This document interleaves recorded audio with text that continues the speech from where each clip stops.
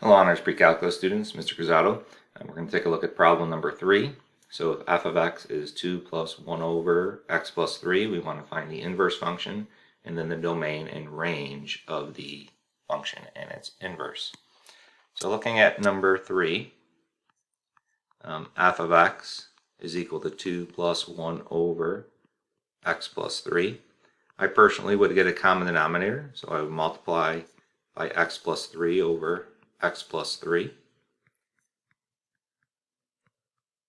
and then I would distribute, so 2x plus 6 plus 1 over the quantity x plus 3.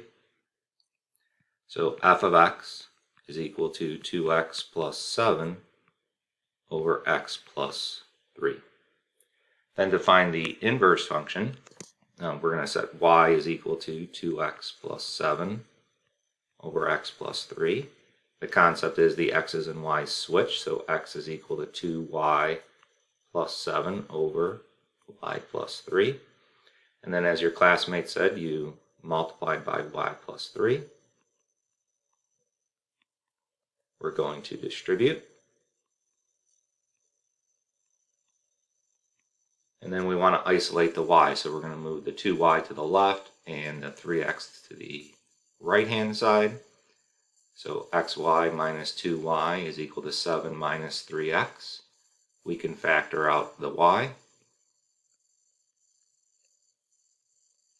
And then we could divide, and that would be f inverse. So the inverse function is 7 minus 3x over x minus 2.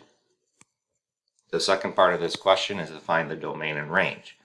So looking at the original function here, right above, the domain is everything but negative 3. So negative infinity to negative 3, union negative 3 to infinity. So you should be able to tell that by looking at the x plus 3. For the inverse function, the domain of the inverse function,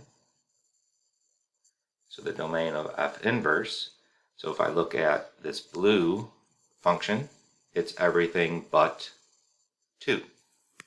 So the domain of the inverse function is negative infinity to 2, union 2 to infinity.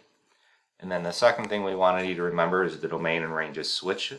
So the range of G, or range of f, the range of f is the domain of f inverse. So the range of f is negative infinity to 2, union 2 to infinity. The range of f inverse is the same as the domain of f. So negative infinity to negative 3, union negative 3 to infinity.